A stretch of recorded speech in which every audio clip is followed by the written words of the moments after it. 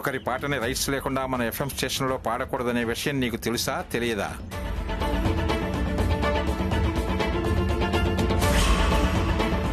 అలా రైట్స్ లేకుండా పాడితే వాళ్ళు కేసు పెడతారు అన్న విషయం నీకు తెలుసా తెలియదా?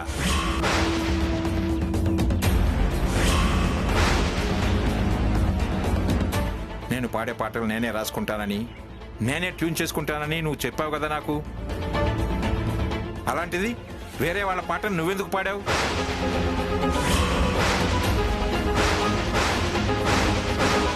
అది నేను రాసిన పాటేనని, నేను పాడిన పాటేనని చెప్పలేని పరిస్థితుల్లో ఉన్నాను సార్. నన్ను క్షమించండి సార్. చెప్పు, వేరే వాళ్ళ పాట ఎందుకు పాడావు?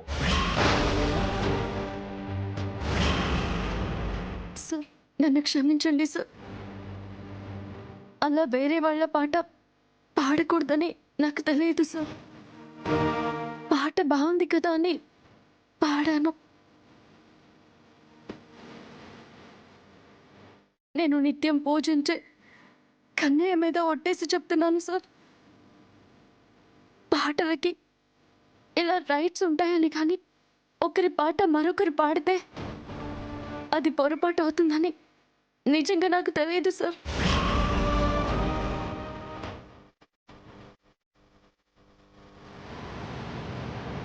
ఏంటమ్మా ఏం మాట్లాడుతున్నావు? రూపారాణి లాంటి గొప్ప సింగర్ పాటది. అలాంటి గొప్ప సింగర్ పాటని నువ్వు కాపీ కొడతావా? తెలీదు అని అంత సింపుల్గా చెప్పేస్తే ఎలా కృష్ణ తులసి? తెలుసుకోవాలి కదా, ఇలాంటివన్నీ తెలుసుకోవాలి కదా. అలాంటివేమీ తెలుసుకోకుండా నువ్వు ఉద్యోగంలోకి చేరడం వల్ల మన ఎఫ్ఎం స్టేషన్కి ఎంత ప్రాబ్లం వచ్చిందో చూడు. నాకు తెలిసి రూపారాణి గారి పాటకి రైట్స్ ఏమీ ఉండకపోవచ్చు సార్. అంత ఖచ్చితంగా ఎలా చెప్పగలవు? నీకు రూపారాణి గురించి బాగా తెలిసినట్టు చెప్తున్నావు. నువ్వు రూపారాణి క్లోజ్ ఫ్రెండ్సా? అది నా పాటే కాబట్టి, రూపారాణికి పాడింది నేనే కాబట్టి నాకు గట్టి నమ్మకం సార్. నువ్వు చేసిన తప్పు వల్ల చైర్మన్ గారు తలదించుకోవాల్సి వస్తుంది.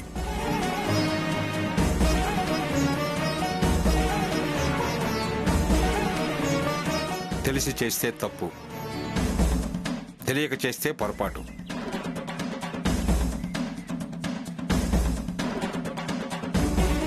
పొరపాటు చేస్తే సరిదిద్దుకోవచ్చు, కానీ తప్పు చేస్తే మాత్రం శిక్ష అనుభవించి తీరాల్సిందే. నిజమే సార్, పొరపాట్లు చేస్తే సరిదిద్దుకోవచ్చు, కానీ కొన్ని ఇలాంటివి సరిదిద్దుకోలేని పొరపాట్లు ఉంటాయి కదా సార్. వాటికి శిక్ష అనుభవించక తప్పదు కదా సార్. అది నిజంగా తెలియక చేసిన పొరపాటే అయితే దేవుడు శిక్ష పడేలా చేయడు.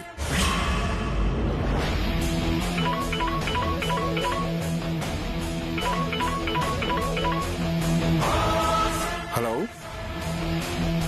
కనుక్కున్నావా? చెప్పు.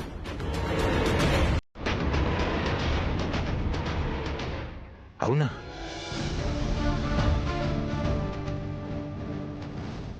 Okay okay okay, thank you thank you thank you very much.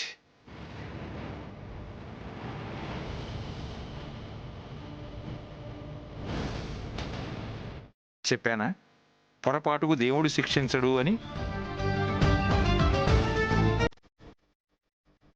Nandalal పాటకు రూపారాణి వాళ్ళు రైట్స్ రిజర్వ్ చేయించలేదట.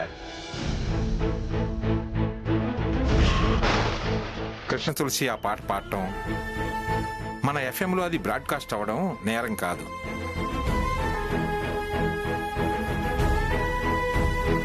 అమ్మా కృష్ణ తులసి, ఇంకోసారి ఇలాంటి తప్పులు చేయకమ్మా. Thank you sir, thank you so much. Thanks చెప్పాల్సింది నాకు కాదమ్మా, ఆ దేవుడికి.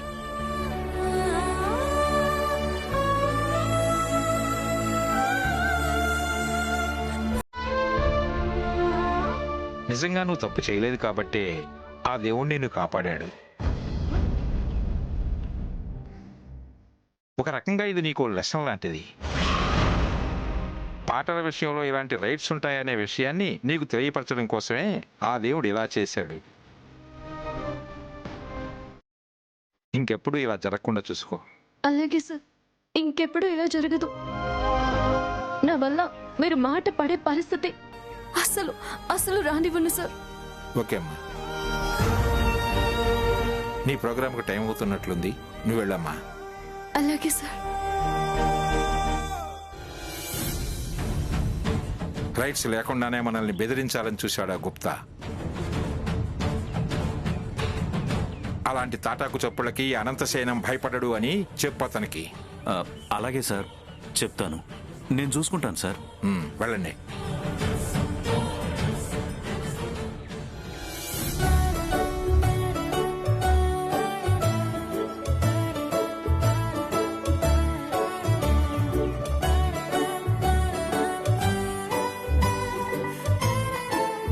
ఇదేంటక్క, ఇక్కడ శనక్కాయలు ఒలుస్తున్నావేంటి? ఈరోజు మా బాబుకి పల్లీ చిక్కి చేసి పెడతానని చెప్పానమ్మా. ఆఫీస్కి వస్తుంటే దారిలో ఇవి కనబడ్డాయి, కొనుక్కొచ్చి ఒలుస్తున్నాను. అది సరే, ఆఫీస్లో ఇలా ఇంటి పనులు చేస్తే సార్ ఏమీ అనరా అక్క? చైర్మన్ గారికి ఆడవాళ్ల కష్టాల గురించి బాగా తెలుసమ్మా. అందుకే ఆఫీస్ పనులు అయిపోయాక ఎలాంటి పనులు చేసుకున్నా ఆయన ఏమీ అనరు. అవునక్క, నిజంగా అయింది చాలా మంచి మనసక్క. అవును, నీకు ప్రోగ్రామ్ టైం అవుతుంది కదా, ఇంకా ఇక్కడే ఉన్నావేంటి? వెళ్ళు. అయ్యో మర్చిపోయానక్క, వస్తాను. పిచ్చి పిల్ల.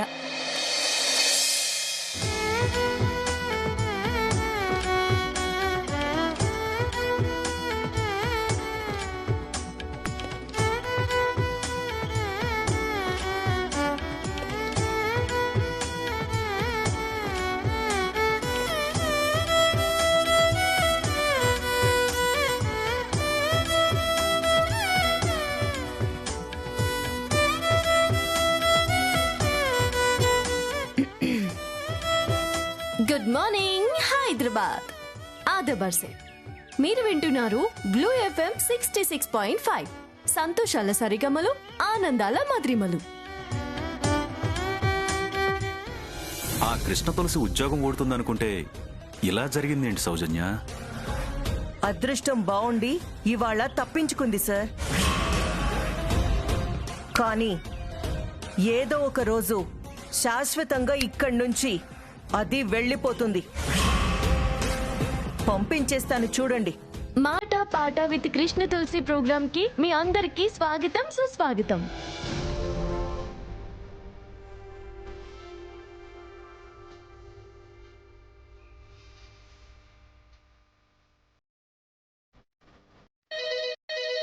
కాలర్ ఫోన్ చేశారు, మాట్లాడదాం. హలో, నమస్తే. ఎవరు మాట్లాడుతున్నారు? అమ్మా, నేను అన్నపూర్ణమ్మని మాట్లాడుతున్నానమ్మా. ఓహో, ఓకే అన్నపూర్ణమ్మ గారు. మీరేం చేస్తుంటారు? 4 ఇళ్లలో వంట పని చేసుకుంటానమ్మా. అంటే మీరు నలుగురికి అన్నం పెట్టే అన్నపూర్ణమ్మ గారు అన్నమాట.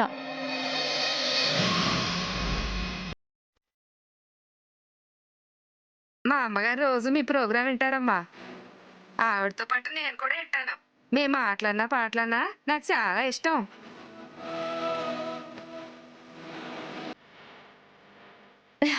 Thank you so much. అందరూ మీకు ఫోన్ చేసి వాళ్ళ కష్టాలు చెప్తుంటారు కదమ్మా, అందుకే నేను కూడా ఫోన్ చేశాను. చెప్పండి అన్నపూర్ణమ్మ గారు, మీ ప్రాబ్లం ఏంటి? మా అబ్బాయి 10వ తరగతి చదువుతున్నాడమ్మా. ఆడి చేతిలో ఎప్పుడు పుస్తకాల కంటే ఫోనే ఎక్కువ ఉంటుందమ్మా.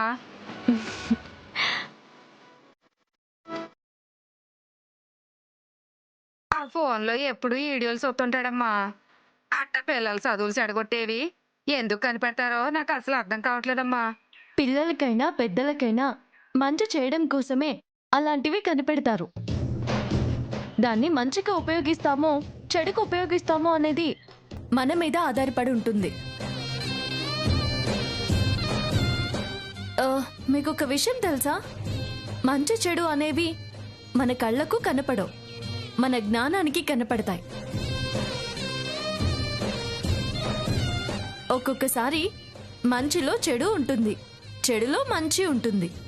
మంచిలో నుంచి చెడుని ఎలా దూరం చేస్తామో, చెడులో నుంచి మంచిని ఎలా గ్రహిస్తున్నామో అనే దానిలోనే మన వ్యక్తిత్వం బయటపడుతుంది.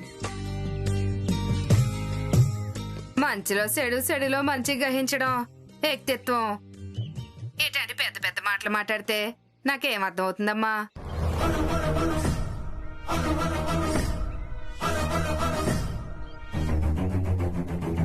ఇప్పుడు ఆ కాలర్కి అర్థమయ్యేలా ఇప్పుడు కృష్ణ తులసి ఎలా చెప్తుందో చూద్దాం.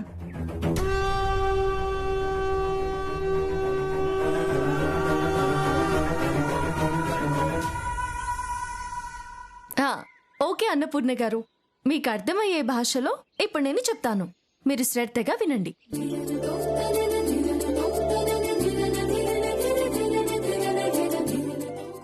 మీకు వేరుశనక్కాయలు తెలుసు కదా? తెలుసమ్మా. ఆ వేరుశనక్కాయల్లో విత్తనాలు మనం తీసుకొని తొక్కని పడేస్తాం కదా. మంచి చెడులు కలబోసినట్టుగా కలిసున్న ఆ వేరుశనక్కాయల్లో విత్తనాలు మనం తీసుకుంటున్నాము. అంటే ఏంటి? మంచిని గ్రహిస్తున్నాము. తొక్కని పడేస్తున్నాము అంటే చెడుని వదిలేస్తున్నాము, అలా అన్నమాట. అంతేనా? తేలిగ్గా అర్థమయ్యేలా భలే చెప్పావమ్మా.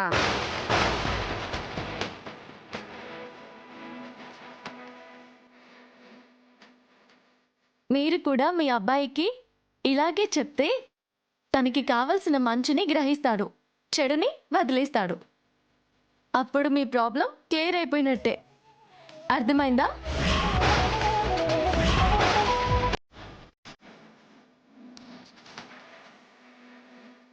అట్టగేనమ్మా, తప్పకుండా చెప్తాను.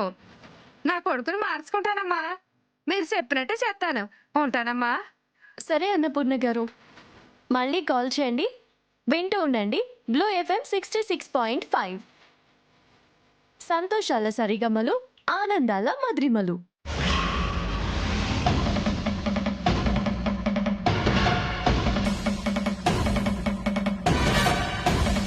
వేరుశెనక్కాయలు ఇలా కూడా ఉపయోగపడతాయన్నమాట. ఇంత అద్భుతంగా ప్రోగ్రాం చేస్తున్న కృష్ణ తులసి ఎదుగుదలని ఆపడం ఎవ్వరి తరం కాదు.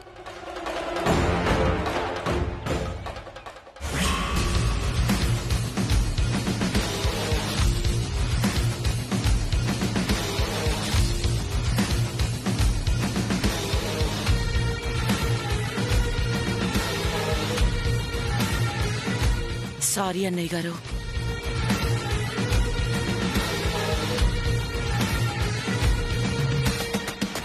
ఏంటి సారీ? అంత పెద్ద సింగర్గా పేరు తెచ్చుకొని అన్ని ప్రోగ్రామ్స్ ఇచ్చిన రూపారాణికి కనీసం తన పాట రైట్స్ రిజర్వ్ చేసుకోవాలని కూడా తెలీదా? మన పాటని ఎవరు పడితే వాళ్ళు పాడకుండా జాగ్రత్తలు తీసుకోవాలన్న జ్ఞానం కూడా లేదా? ఇది కమర్షియల్ ఫీల్డ్. ఒక్క ఆల్బమ్ హిట్ అయిందంటే లక్షలు లక్షలు సంపాదించొచ్చు. అలాంటిది మీ పాటల్ని అలా గాలికి వదిలేస్తారా? క్షమించండి అన్నయ్య గారు, మేం పల్లెటూరు మనుషులం కదా. ఇలా వ్యాపార వ్యవహారాలేవి మాకేం తెలీదు. ప్రోగ్రాం ఒప్పుకోవడం, వెళ్ళటం, పాడటం, డబ్బు తీసుకోవడం తప్ప ఇలాంటి వాటి గురించి మాకస్సలు తెలీదు అన్నయ్య గారు. ఇప్పుడు తెలిసింది కదా అంకుల్, ఇక నుంచి జాగ్రత్త పడతాం. ఇప్పుడు జాగ్రత్త పడితే ఉపయోగం ఏంటి? ఆల్రెడీ మాకు జరగాల్సిన అవమానం జరిగిపోయింది. మీరు రైట్స్ ఎవరికి ఇవ్వలేదన్నారని చెప్పి మనకే రైట్స్ ఉన్నాయి కదా అని చెప్పి మేము FM స్టేషన్కి వెళ్ళి గొడవ పెట్టుకున్నాం. ఆ కృష్ణ తులసిని బెదిరించి మన ఆల్బంలో పాడిద్దాం అనుకున్నాం. చివరికి మనకి రైట్స్ లేవని, వాళ్ళ మీద కేసు పెట్టే ఛాన్స్ లేదని చెప్పి తోక ముడుచుకుని వచ్చాం. ఒక రకంగా ఇది మా ఆడియో కంపెనీకి జరిగిన అవమానం. ఈ అవమాన భారం మాకు తగ్గాలి అంటే మీరు ఒక పని చేయాలి. చెప్పండి అన్నయ్య గారు, మీకోసం ఏం చేయమన్నా చేస్తాం.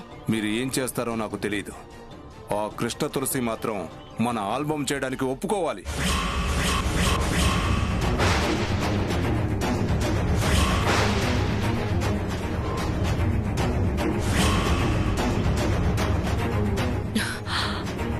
మీ వల్లే కాని పని మా వల్లేమవుతుంది అన్నయ్య గారు. అవ్వాలి, అయి తీరాలి. మీరు ఆ కృష్ణ తులసి కాళ్ళు పట్టుకుంటారో గడ్డం పట్టుకుంటారో బతిములాడతారో ఏం చేస్తారో నాకు తెలియదు. ఆ కృష్ణ తులసిని మన ఆల్బమ్కి ఒప్పించాలి, తనని మన కాళ్ళ దగ్గరికి రప్పించాలి.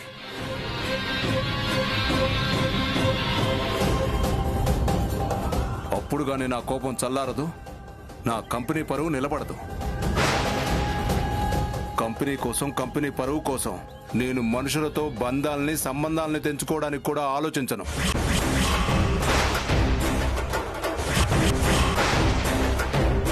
కృష్ణ తులసి గనక ఆ ఆల్బమ్ చేయకపోతే ఏ బంధం తెగిపోతుందో, ఏ సంబంధాన్ని తెంచుకుంటానో మీకు అర్థమైందనుకుంటాను.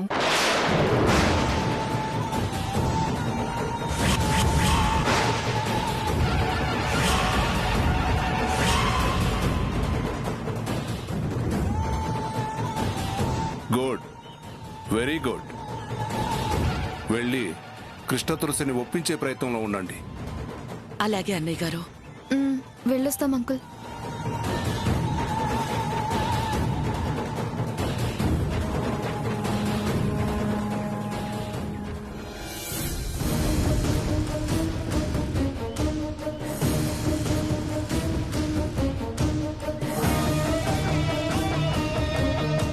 ఏంటి మమ్మీ ఇలా ఇరుక్కున్నామేంటి? ఆ కృష్ణ తులసిని కలిసి ఆల్బమ్ చేయడానికి ఒప్పించకపోతే నేను ఈ ఇంటికి కోడల్ని కాలేనా? అదేగా ఆయన చెప్పింది. ఆదిత్యని పెళ్లి చేసుకోపోతే నేను చచ్చిపోతాను మమ్మీ. అబ్బా, నువ్వు ఆపవే ప్రతిదానికి చస్తానంటావు. చచ్చి ఏం సాధిస్తావు చెప్పు.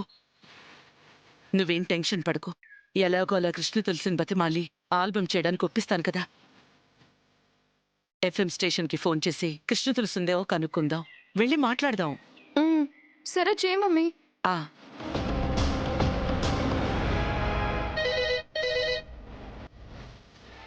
Hello blue FM. నమస్కారం అండి. కృష్ణ తులసి గారు ఉన్నారా? లేరండి. అర్జెంటుగా కృష్ణ తులసి గారిని కలవాలి. వాళ్ళ ఇంటి అడ్రస్ ఏమైనా చెప్తారా? తెలీదండి. రేపు మార్నింగ్ వచ్చి కలవండి, ఆవిడ ఇక్కడే ఉంటారు. రేపు కాదండి, మేము ఇప్పుడే కలవాలి, చాలా చాలా అర్జెంటు. అయితే ఓ పని చేయండి, ఈరోజు ఈవినింగ్ ఎమ్మెల్యే గంగాధర్ గారు మనవడిది బర్త్డే పార్టీ ఉంది. ఆ పార్టీలో కృష్ణ తులసి గారు పాట పాడబోతున్నారు. మీరు అక్కడికి వెళ్తే ఆవిడ్ని కలవచ్చండి. ఓకేనండి, థ్యాంక్ యూ. సరే మేడం. మమ్మీ ఏమంది? సాయంత్రం గంగాధర్ గారి మనవడి బర్త్డే పార్టీలో కృష్ణ తులసి పాట పాడబోతోందట. అక్కడికెళ్ళి మనం మాట్లాడదాం.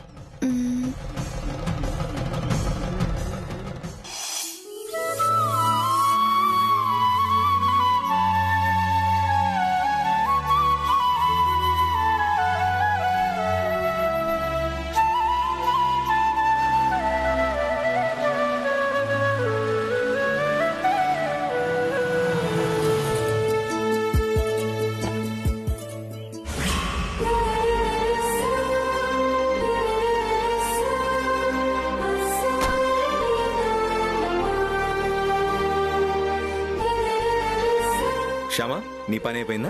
అయిపోయింది అఖిల్ బాబు. పాపం, ఈరోజు నీకు వర్క్ ఎక్కువ అయినట్టుంది. అనుకోకుండా ఈవినింగ్ కూడా ఫ్యాక్టరీకి రావాల్సి వచ్చింది. పర్లేదులే అఖిల్ బాబు, ఇక్కడ పని అయిపోయింది కదా. శ్యామగా ఇక్కడ ఫ్యాక్టరీలో నీ పని అయిపోయింది. ఇప్పుడు కృష్ణ తులసిగా బర్త్డేలో పాట పాడే పని ఉంది. ఏంటో అఖిల్ బాబు, ఇలా బర్త్డే పార్టీలో పాట పాడాలంటే నాకు చాలా భయంగా ఉంది. భయం ఎందుకు శ్యామ? ఇంతకు ముందు చాలా ప్రోగ్రామ్స్లో నువ్వు రూపారాణి తరపున పాడావు కదా. అది వేరే అఖిల్ బాబు, నేను వెనకాల ఎక్కడో కనపడకుండా ఉండి పాట పాడేదాన్ని కదా. కానీ ఇప్పుడు అలా కాదు కదా, అందరి ముందు నిలబడి పాడాలి. అదే నా భయం. భయపడకు శ్యామ, నువ్వు పాడగలవు, ధైర్యంగా పాడు. అయినా నీ కన్నయ్య ఉన్నాడు కదా, కంగారెందుకు? ఆ కన్నయ్యే నీ చేత పాట పాడిస్తాడు. సరే పద.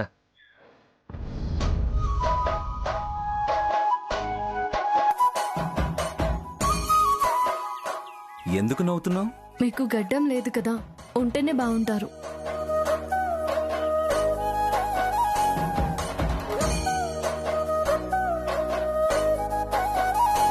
అంటే నేను ఇప్పుడు బాలేనా? బాలేరు. నిజంగా బాలేనా? లేదు, ఊరికే అన్నాను. నిజంగా బాగున్నారు.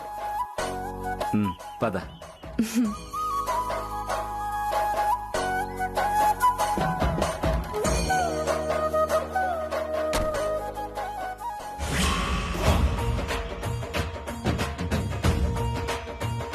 అఖిల్ శ్యామ కూడా ఈ బర్త్డే పార్టీకి వస్తే బాగుండేది వసంత. వాళ్ళిద్దరూ సరదాగా డిన్నర్ కి బయటికి వెళదాం అనుకున్నారండి. వాళ్ళ ప్రోగ్రామ్ ని డిస్టర్బ్ చేయడం ఎందుకులే అని నేను ఈ బర్త్డే విషయం వాళ్ళకి చెప్పలేదు. ఓ సరేలే, టైం అవుతోంది. అశోక్, త్వరగా కార్తీ. అలాగే.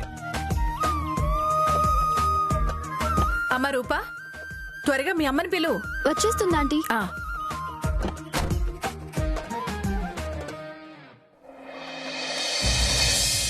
సగరి మగరి సగరి సగరి మగరి సగరి